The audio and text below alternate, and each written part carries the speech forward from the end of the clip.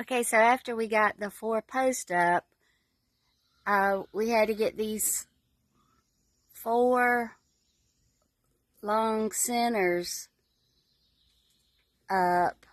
You put them together on the ground, but you you have to climb the ladder in order to reach the top to get the to get it on. It's not heavy, it's just awkward, and there's a couple of bolts on the corners and a couple of bolts up in the center that you have to attach it. And that was pretty awkward. It wasn't hard, but it was just pretty awkward for just the 2 of us. After those 4 corners was put on,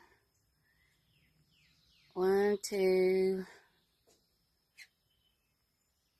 3,